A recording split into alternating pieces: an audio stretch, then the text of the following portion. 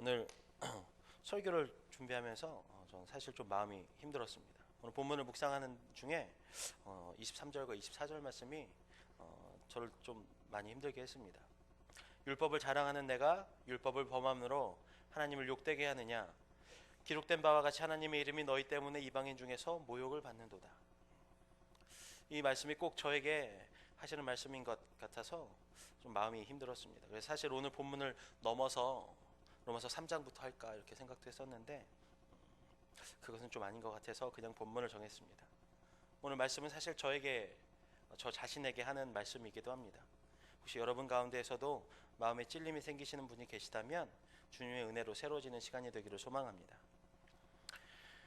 그럼 만물은 하나로 되어 있습니다. 겉과 속이 따로 있기 때문입니다.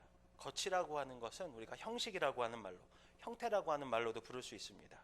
속이라고 하는 것은 내용이라고도 할 수 있고 또 의미라고도 할 수 있습니다. 그런데 우리가 이 겉과 속 중에서 어느 것에 더 비중을 두느냐에 따라서 우리의 삶의 결과가 달라집니다. 그런데 안타까운 것은 많은 사람들이 이 내용과 의미나 속 이것에보다는 형식이나 겉에 더 치중하여서 이것이 전부인 양 착각하며 살아가는 사람들이 많이 있다는 것입니다. 우리는 예수 그리스도를 믿는 사람입니다. 우리 예를 들어서 우리 앞에 두 사람이 있다고 가정을 해보도록 하겠습니다. 한 사람은 온갖 불의를 다 저지르는 사람입니다. 자기가 목표하는 바를 얻기 위해서 온갖 수단을 가리지 않고 그것을 쟁취하는 사람입니다. 그래서 온갖 부귀를 누립니다. 그런데 또 다른 한 사람은 부정과 타협하지 않고 온전히 선을 행하기 위해서 힘써서 살아가는 사람입니다. 근데 그러다 보니까 그 사람은 가난하고 겉모습이 초라합니다.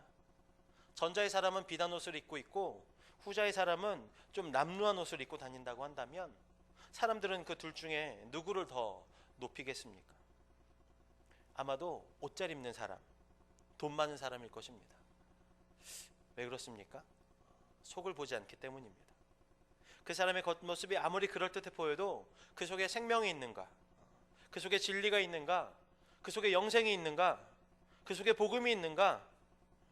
이것을 판가름해 보지 않으면, 그것을 판가름해 본다면 누구를 존중해야 할지 그것은 자명해지는 것입니다. 하지만 주님을 믿지 않는 사람들은 물론이고 주님을 믿는 사람들조차도 사실은 속에 것을 보지 못하고 겉의 모습에 치중하여서 이에 같은 잘못을 쉽게 범하기 마련입니다. 청년들이 때가 되면 결혼 상대를 찾습니다. 그런데 결혼 상대를 찾으면서 상대의 속에 어떤 사람인지, 속 사람은 어떤 사람인지, 어떤 생각을 가지고 살아가고 어떤 마음으로 살아가고 있는지 이것을 알려고 하지 않은 채 겉모습만 보고 잘생겼구나, 돈이 많구나, 집안이 좋구나, 학력이 높구나 이런 것들을 통해서만 결혼 상대를 정한다면 아마도 두말할 필요 없이 쓰라린 불행을 경험할 것입니다. 결혼 생활은 겉으로 하는 것이 아니라 속으로 하는 것이기 때문입니다. 창세기 19장에 보면 소돔에 사는 롯의 이야기가 나옵니다. 롯이 살고 있는 소돔은 아주 타락한 도시였습니다. 그래서 하나님의 사람들은 롯에게 이제 하나님께서 소돔을 멸하실 것이니 가족들을 데리고 도망가라고 얘기합니다. 그러자 롯이 사윗감들에게 뭐라고 얘기하냐면 여호와께서 이 성을 멸하실 터이니 너희는 일어나 이곳을 떠나라 이렇게 말합니다. 떠나자 이렇게 말한 게 아니라 너네는 떠나라 이렇게 말합니다. 이것은 자신은 떠나지 않겠다라고 하는 말 아닙니까? 그래서 하나님의 사람들이 그 표준 세번역 성경으로 보면 롯의 손을 잡아 끌어서 성 밖으로 대피시켰다라고 이야기하고 있습니다. 그런데 롯은 성을 나와서도 소알이라고 하는 작은 성에 머물렀습니다. 왜냐하면 소돔과 가장 가까운 곳이 소알이었기 때문입니다. 롯이 이와 같이 행한 이유는 소돔에 미련이 많이 남아 있었기 때문입니다. 타락한 도시, 하나님이 심판할 그 도시에 왜 그렇게 미련이 많이 남아 있겠습니까? 겉모습 때문입니다. 화려하고 많은 것이 있고 누릴 것이 많은 그곳, 모든 것이 번쩍번쩍한 그곳, 겉이 화려했기 때문입니다. 그런데 반면에 헤브론은 소돔에 비해서는 겉모습이 형편없었습니다. 그런데 아브라함은 그 헤브론을 끝까지 지킵니다. 왜 그렇습니까? 그 속을 보았기 때문입니다. 하나님과 교제하는 그곳에 영원하신 하나님의 권능이 함께 하시는 줄 알았기 때문에 겉모습에 현혹되지 않았던 것입니다. 여러분, 믿음이 무엇입니까? 겉이 아니라 속을 보는 것입니다. 껍질이 아니라 알맹이를 보는 것입니다. 겉은 치장하는 것이 아니라 속을 단장하는 것입니다. 사무엘상 16장 7절 하반절에 보면 이렇게 말씀하고 있습니다. 내가 보는 것은 사람과 같지 아니하니 사람은 외모를 보거니와 나 여호와는 중심을 보느니라 하시더라. 아멘. 하나님은 겉을 보시는 분이 아니라 속을 보시는 분이십니다. 이처럼 하나님과 같은 이런 시선을 가진 사람이 바로 믿음의 사람입니다. 그럼 그렇다면 죄란 무엇이겠습니까? 겉을 보는 것입니다. 겉만 보는 것입니다. 진리와 진실은 절대로 이 겉에 담겨 있지 않습니다. 그러니까 겉만 보고 판단하고 행동한다면 이것의 결과는 죄악의 결과로 빠질 수밖에 없는 것입니다. 그런데 우리 그리스도인, 우리 믿는 사람들 또한 잘못하면 이 겉에 치중하는 이런 덫에 빠질 수 있다라고 하는 것을 우리는 잊어서는 안 됩니다. 왜 많은 사람들이 이런 형식의 논리에 빠지고 겉모습에 집중하여서 자꾸 실족하게 됩니까? 자신의 겉이 변하면 자신의 속도 변할 것이라고 생각하기 때문입니다. 그러나 여러분, 이것은 착각입니다. 우리가 겉에만 치중하는 삶을 사는 한 우리의 속은 절대로 변하지 않습니다. 이것처럼 이 형식, 형태에만 관심을 갖고 그것을 위해서 모든 것을 거는 사람을 가리켜서 우리는 형식주의자라고 부릅니다. 그리고 또 율법주의자라고도 하고, 예수님께서는 이런 사람들을 가리켜서 외식하는 자라고 말씀하셨습니다. 오늘 우리가 읽은 본문의 17절부터 20절은 이 율법주의자가 치중하는 5가지에 대해서 말씀하고 있습니다. 17절부터 20절까지의 말씀입니다. 유대인이라 불리는 내가 율법을 의지하며 하나님을 자랑하며 율법의 교훈을 받아 하나님의 뜻을 알고 지극히 선한 것을 분간하며 맹인의 길을 인도하는 자요 어둠에 있는 자의 빛이요 율법에 있는 지식과 진리의 모본을 가진 자로서 어리석은 자의 교사요 어린아이의 선생이라고 스스로 믿으니. 첫째로 율법을 의지하며 라고 했습니다. 이것은 하나님의 법을 철저하게 따진다는 것입니다. 유대인들은 구약의 모든 율법을 613개로 나누었습니다. 그래서 그 중에는 248개는 하나님께서 하라고 명령하신 것, 그리고 365개는 하나님께서 하지 말라고 금하신 것으로 분류해서 그 율법들을 전부 외우고 다녔습니다. 이렇게 하나님의 법을 철저하게 의지하는 사람들이었습니다. 둘째로는 하나님을 자랑하며 라고 했습니다. 이것은 매사에 하나님을 높인다는 것입니다. 옛날에는 성경을 인쇄할 수 없었기 때문에 다 손으로 옮겨 적었습니다. 그래서 서기관들이 성경을 쓰다가 이 여호와라고 하는 단어가 나오면 쓰는 것을 잠깐 멈추고 목욕을 하고 다시 와서 썼습니다. 그리고 그들이 회당에서 성경을 읽다가 여호와라고 하는 단어가 나오면 여호와라고 읽지 않고 아도나이라고 읽었습니다. 나의 주님이라고 하는 뜻을 가진 아도나이라고 읽거나 또는 소리 없이 하늘을 쳐다보았습니다. 오랫동안 이렇게 하다 보니까 나중에는 여호와의 이름을 잊어버리게 됐습니다. 글자는 있는데 이 글자를 어떻게 읽어야 할지 모르게 되었습니다. 그래서 한글 성경의 여러 가지 번역들 가운데에서 개역 성경은 하나님의 이름을 여호와라고 번역했고, 공동 번역에 보면 야훼라고 번역했는데 둘 다 맞을 수도 있고 사실은 둘 다 틀릴 수도 있습니다. 세 번째로는 율법의 교훈을 담아 하나님의 뜻을 알고 이렇게 얘기했습니다. 이것은 무슨 일을 할 때마다 자신의 뜻대로 하는 것이 아니라 하나님의 뜻을 구한다는 것입니다. 그런데 여기서 우리가 꼭 기억해야 할 것은 내가 나를 부인하지 못하고 탐욕의 노예가 되어 있는 한 말씀을 통해서 하나님의 뜻을 구한다는 것이 실은 말씀으로 나의 욕심을 강화하는 것에 지나지 않는다는 것입니다. 욕심이 생기면 자신에게 필요한 말만 선택하게 됩니다. 욕심이 생기면 나에게 필요한 말만 듣게 됩니다. 성경을 통해서도 설교를 통해서도 나에게 필요한 말만 취사해서 선택하게 되는 것입니다. 넷째로 지극히 선한 것을 분간하며 라고 했습니다. 선한 것을 분간한다라고 하는 것은 악한 것을 악한 것으로 알고 선한 것과 악한 것을 구별할 줄 안다는 것입니다. 그뿐만이 아니라 선한 일을 행하는 사람을 장려하고 칭찬하고 이렇게 그런 사람들을 높일 줄도 안다는 것입니다. 다섯 번째로는 맹인의 길을 인도하는 자요, 어둠에 있는 자의 빛이요, 율법에 있는 지식과 진리의 모범을 가진 자로서 어리석은 자의 교사요, 어린아이의 선생이니라. 이렇게 스스로 믿으니 라고 했습니다. 이는 하나님의 말씀을 가지고 있으면서 그것을 하나님의 사람들에게 가르쳐 주어서 어둠에 있는 사람들을 빛으로 인도해내는 그런 말씀의 선생이라고 스스로 믿는다는 것입니다. 이렇게 살펴본 바와 같이 유대인들은 율법을 의지하고 율법을 받으면 그 율법대로 사는 사람들이었습니다. 말끝마다 하나님의 말씀이 나오는 사람들입니다. 그들은 절대로 남을 정죄하지 않습니다. 자신의 양심을 내세우지도 않습니다. 매사에 하나님의 말씀만 얘기합니다. 적어도 겉으로 보기에는 아주 완벽한 신앙인처럼 보입니다. 아무런 흠이 없는 것처럼 보입니다. 그런데 그들의 겉모습을 한꺼풀 벗겨내면 그 속에 무엇이 들어있냐면 21절부터 24절이 그 모습을 고발합니다. 그러면 다른 사람을 가르치는 내가 내 자신은 가르치지 아니하느냐? 도둑질을 하지 말라 선포한 내가 도둑질하느냐? 간음하지 말라 말하는 내가 간음하느냐? 우상을 가증히 여기는 내가 신전 물질을 도둑질하느냐? 율법을 자랑하는 내가 율법을 범함으로 하나님을 욕되게 하느냐? 기록된 바와 같이 하나님의 이름이 너희 때문에 이방인 중에서 모욕을 받는도다. 첫 번째로 다른 사람을 가르치는 내가 내 자신을 가르치지 아니하느냐라고 했습니다. 여기서 내 자신이란 속사람을 이야기합니다.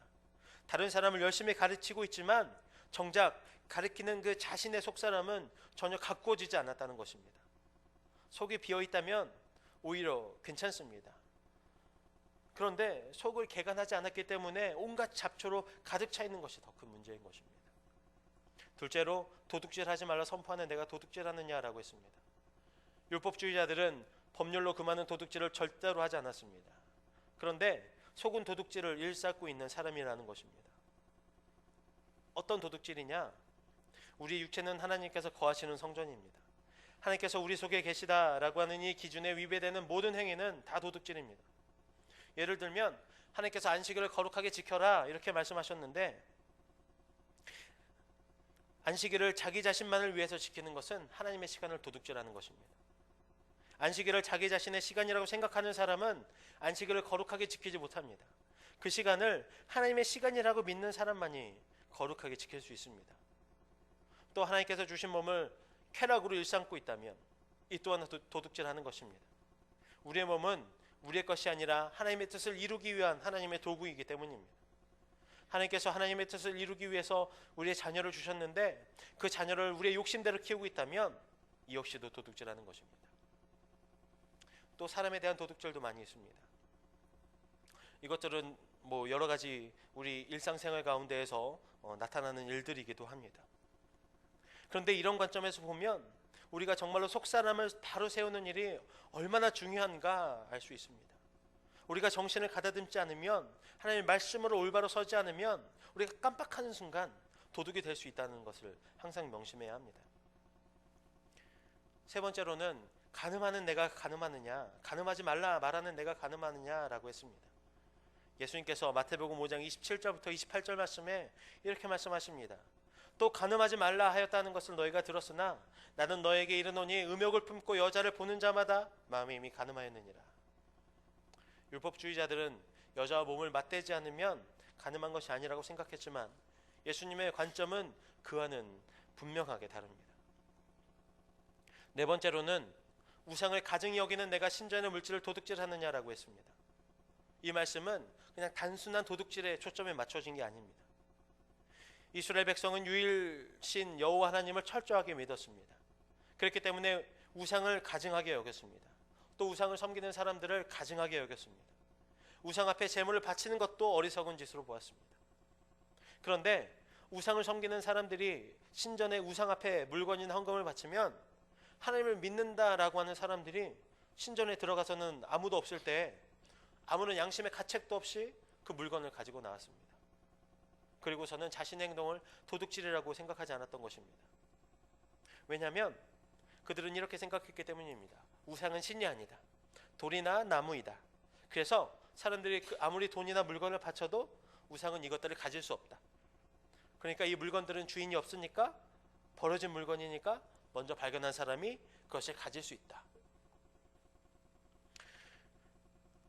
우상을 섬기는 것이나 우상 자체를 정말로 가증히 여긴다면 우상 앞에 바쳐진 재물 또한 가증하게 여겨야 맞습니다.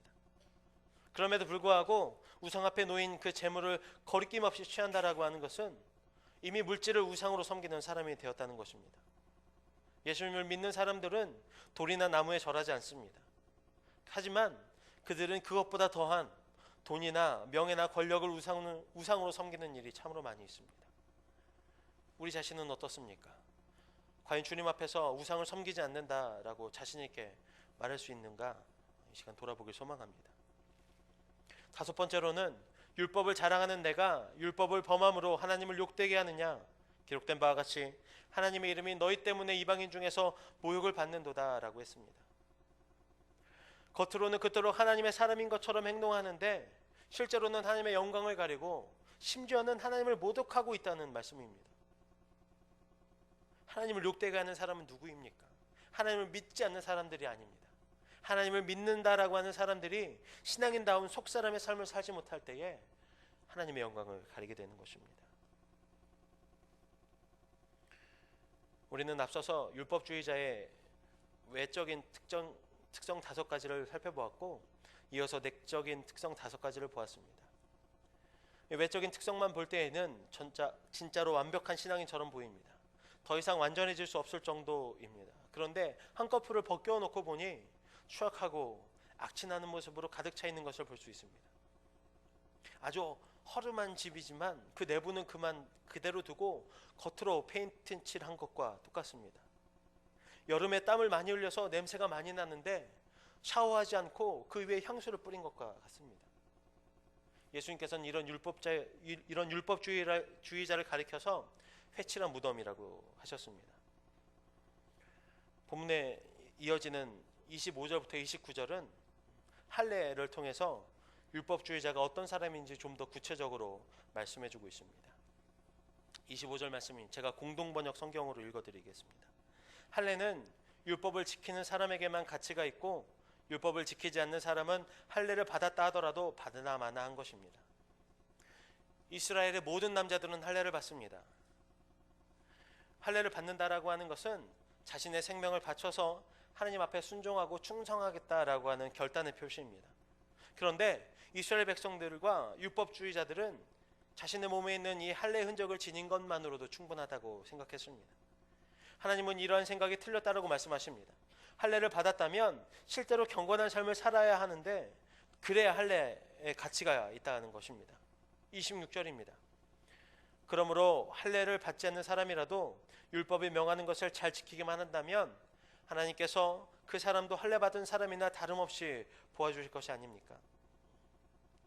이 말씀은 외적인 할례의 흔적이 없다라고 할지라도 그 중심으로 하나님을 섬기고 말씀대로 사는 사람이라면 그가 진짜 할례를 받은 사람이라는 의미입니다. 그래서 27절에 이렇게 말씀하십니다. 실제로 할례를 받지 않고도 율법을 잘 지키는 사람은 오히려 할례를 받고 기록된 율법을 갖고 있으면서도 그 율법을 어기는 사람을 심판하는 것입니다. 이 말씀은 속사람을 하나님 앞에서 바로 세우는 사람을 주님께서 도구로 사용하셔서 겉으로만 하나님을 섬기는 그런 율법주의자들을 심판하실 것이라고 하는 의미입니다. 그리고서 마지막으로 28절 29절에서 이렇게 끝을 맺고 있습니다. 그러므로 유다인의 겉모양만 갖추었다 해서 참 유대인이 되는 것도 아니고 몸에 할례의 흔적을 지녔다고 해서 참 할례를 받았다고 할 수도 없습니다. 오히려 유다인의 속마음을 가져야 진정한 유다인이 되며 할례도 법조문을 따라서가 아니라 성령으로 말미암아 마음에 받는 할례가 참 할례입니다. 이런 사람은 사람의 칭찬을 받는 것이 아니라 하나님의 칭찬을 받습니다. 한마디로 말해서 심령에 예수 그리스도의 진리를 채우는 사람이 진정으로 하나님을 섬기는 사람이라는 것입니다. 자기 속에 예수 그리스도가 계시지 않는 사람, 자기 속에 하나님의 영에 거하시지 않는 사람은 율법주의자가 될 수밖에 없습니다. 외식하는 사람들의 특징이 바로 다른 사람의 눈치를 잘 본다는 것입니다. 대개 사람들의 속을 보지 않고 겉만 보고서 그 사람의 가치를 판단하기 때문입니다. 우리 역시 이 부분에 자유롭지 못합니다. 사람들이 뭐라고 얘기할까? 이것들에 반응하는데 하나님께서 어떻게 생각하실까? 여기에 세심하게 신경을 쓴다면, 그리고 다른 사람의 눈치를 보는 것을 10분의 1만이라도 줄이고 하나님을 더 의식한다면 우리 삶은 변화될 수 있습니다. 사랑하는 성도 여러분, 우리가 우리의 신앙 상태를 하나님 앞에서 점검한다면 어떤 진단이 나올 것 같습니까? 아무 문제 없는 아주 건강한 결과가 나오실 것 같습니까? 아니면 아주 심각한 상태에 뭔가 있는 것으로 결과가 나올 것 같습니까? 늘 자신의 신앙 상태를 돌아보고 살아야 합니다.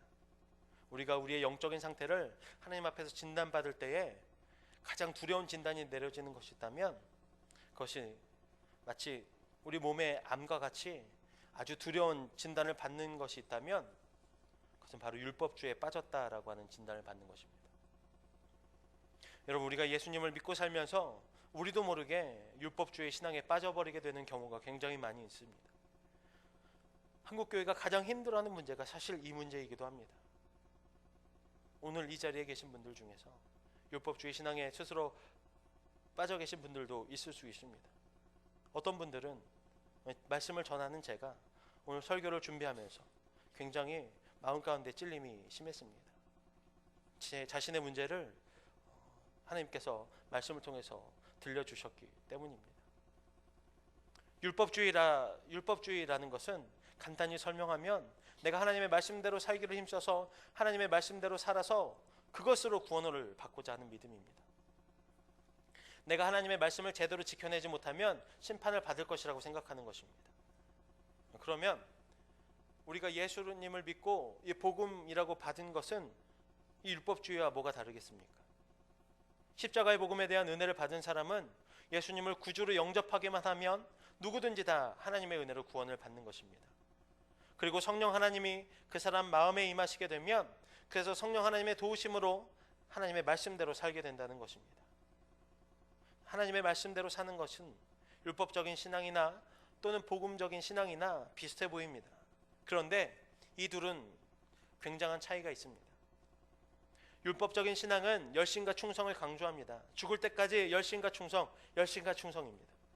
그래도 도무지 만족이 없고 그 마음 가운데 해결함이 없습니다. 왜냐하면 하나님의 말씀을 온전히 지킬 수 없기 때문에 그렇습니다. 그런데 복음적인 신앙은 감사와 사랑의 초점입니다. 이미 하나님이 우리를 구원해 주셨고 성령 하나님이 우리의 마음에 오셨고 우리를 도와주셨기 때문에 감사할 것밖에 없습니다. 그냥 사랑만 하면 됩니다. 그러면 하나님의 말씀대로 사라지게 되는 것입니다. 굉장한 차이입니다. 자, 여러분들은 어느 쪽이실 것 같습니까? 율법주의적인 신앙에 빠져 있습니까? 아니면 복음의 은혜의 신앙에 서 있습니까? 17절 말씀에 보면 그러면 사도 바울이 그대가 유대 사람이라고 자처한다고 합시다, 이렇게 표현을 했습니다. 사실은 굉장히 선동적인 표현입니다. 뉘앙스를 살려서 말하자면 이런 뜻입니다. 당신이 그렇게 잘난 유대인입니까? 그러면 한번 따져봅시다. 당신이 그 잘난 유대인이라고? 그럼 한번 따져봅시다, 이런 뜻입니다. 여러분, 이 말은 우리 그리스도인들에게도 똑같은 표현으로 도전받을 수 있습니다. 당신이 그 유명한 그리스도인입니까? 당신이 그 유명한 예수를 믿는 사람입니까? 그러면 어디 한번 따져봅시다. 이런 식으로 우리에게 도전해 올 수 있습니다. 성은교회 교인이라고 어디 가서 우리가 소개를 하면 그 개봉동의 성은교회요? 그러면 당신의 믿음을 한번 따져봅시다. 이렇게 누군가 12조로 말하는 것과 같은 것입니다. 여러분, 유대인이 얼마나 율법을 철저하게 지키시는지 아십니까? 시간의 11조, 음식 재료의 11조 이런 것들은 많이 들어보셨을 테니까 이것은 차지하더라도 제가 얼마 전에 유대인들이 얼마나 철저하게 율법을 지키며 살려고 하는지에 대해서 들었습니다. 정말 깜짝 놀랐습니다. 진짜 정말로 율법을 제대로 지키는 유대인들은 집에 부엌이 2개가 있다는 것입니다. 집이 얼마나 크길래 부엌이 2개인가? 눈이 번쩍 귀가 번쩍 뜨이시죠? 그런데 집이 커서 그런 것이 아니라 율법을 지키기 위해서 부엌이 2개라는 것입니다. 하나는 부정한 음식 재료들을 만드는 부엌이고 하나는 깨끗한 음식 재료들을 만드는 부엌입니다. 부정한 음식 재료들을 이렇게 막 칼로 썰다가 이 칼을 잘못해가지고 깨끗한 음식 재료로 썰게 되면, 그래서 그 음식이 나오게 되면, 그 음식을 먹게 되면 내가 율법을 범하게 되는 것이 되기 때문에 그들은 아예 부엌을 따로 쓴다고 하는 것입니다. 여러분 얼마나 피곤하겠습니까? 그렇게 사는 것이 얼마나 피곤하겠습니까? 또 그렇게 사는 것이 얼마나 그들의 삶을 옥죄고 있냐면, 이스라엘의 종교인들이 모여서 사는 곳이 있습니다. 그곳에 가면 그 사람들은 뭐 세금도 내지 않고 국가의 보조를 받아가면서 정말로 철저하게 율법을 지키면서 살아가는 사람들입니다. 그런데 그곳에 어떤 목사님이 갔다 오셔서 하는 말씀이, 율법을 철저하게 지키면서 살아가는 그곳인데 그곳에 활기가 없다는 것입니다. 어둡다는 것입니다. 행복해 보이지 않는다라는 것입니다. 율법을 철저히 지켜서 의로워지려고 하는 사람들이 나타나는 전형적인 특색이라고 하는 것이죠. 기쁨이 있고 감사가 있고 사랑이 넘치면 그 얼굴이 그렇게 딱딱할 수 없습니다. 은혜가 있는 사람은 결코 그럴 수 없습니다. 율법주의와 이것과의 정반대가 바로 십자가의 복음으로 은혜 생활을 하는 것입니다. 은혜 생활하는 사람의 특징이 바로 감사와 사랑입니다. 오직 성령 하나님의 마음에 오셨기 때문이죠. 성령 하나님의 마음이 오시니까 그 마음이 뒤집어지는 것입니다. 마음이 완전히 바뀌어버리는 것입니다. 그래서 그 사람의 삶의 특징은 바로 감사와 사랑이 되는 것입니다. 이것을 마음의 할례를 받았다 이렇게 말하는 것입니다. 29절에 보면 성령으로 마음에 받은 할례가 참 할례입니다. 세번역 성경에 보면 이렇게 말씀하고 있습니다. 여러분, 우리가 예수님을 믿으면 마음의 할례를 받습니다. 그 말은 성령 하나님이 내 마음에 임하시고 나는 항상 성령 하나님을 의식해서 살게 된다는 것입니다. 내 마음에 가장 귀한 분이 오셨습니다. 그리고 그 열매가 기쁨이고 감사고 사랑입니다. 부드러운 마음이라 이렇게 성경에 말씀하셨습니다. 에스겔서 36장 26절 27절 말씀에 보면 이렇게 말씀하십니다. 또 새 영을 너희 속에 두고 새 마음을 너희에게 주되 너희 육신에서 굳은 마음을 제거하고 부드러운 마음을 줄 것이며 또 내 영을 너희 속에 두어 너희로 내 율례를 행하게 하리니 너희가 내 규례를 지켜 행할지라. 아멘. 여러분, 율법주의적인 신앙에 빠졌는지 아니면 은혜의 생활을 하고 있는지 여러분 스스로 분별할 수 있는 기준이 있는데, 그것은 바로 성령 하나님이 그 마음 가운데 임하셨냐 임하지 않으셨냐, 그 마음에 임하시고 계신 것을 느끼고 있느냐 하는 것입니다. 성령 하나님이 지금 마음에 계신 것을 느끼고 있다면 그 사람들의 마음은 지금 부드럽습니다. 기쁨과 감사와 사랑이 넘칩니다. 그리고 그 넘치는 기쁨과 감사와 사랑이 흘러넘쳐서 우리 주위의 사람들에게 흘러가게 되어 있는 것입니다. 이것이 바로 십자가의 복음 속에 살고 있는 은혜 생활을 하는 사람입니다. 우리가 정말로 이렇게 은혜 생활을 하는 우리 모두가 되기를 소망합니다. 성령 하나님이 우리 마음 가운데 임하셔서 정말로 하나님의 말씀을 우리가 스스로 온전히 지켜낼 수 있도록 도와주시고, 그 가운데에서 온전히 하나님을 향한 감사와 하나님을 향한 기쁨과 찬양과 사랑이 넘쳐나는, 그래서 이것들을 통하여서 우리가 정말로 믿지 않는 사람들이 우리의 모습을 보고서, 우리의 모습만 보고서도 하나님께로 돌아오는 놀라운 역사가 우리 삶 가운데 나타나는 그런 우리 모두가 되기를 소망합니다. 함께 기도하겠습니다. 사랑과 은혜가 풍성하신 아버지 하나님 감사합니다. 주님, 성령의 사람이 되길 소망합니다. 성령님, 우리 마음 가운데 오셔서 우리의 심령을 주의 것으로 만져주시옵소서. 온전히 하나님만 바라보고 주의 성령의 인도하심과 역사하심만 아버지 정말로 내 삶 가운데에 아버지 온전히 임하셔서 내가 온전히 나의 삶을 통하여 주님께 영광 돌리며 찬양하며 예배하며 감사 올려드리며 살아갈 수 있는 우리가 되게 하여 주시고, 아버지 우리가 받은 그 사랑을 우리 주위의 사람들에게 널리 전하여서 정말 그 사랑을 통하여 주님께로 돌아오게 되는 놀라운 회복의 역사가 나타나는 그런 귀하고 복된 삶을 살아가게 하여 주시옵소서. 주님 함께해 주시옵소서. 감사합니다. 사랑합니다. 예수님 이름으로 기도합니다. 아멘. 우리 찬송가 430장 함께 찬양하겠습니다. 찬송가 430장입니다.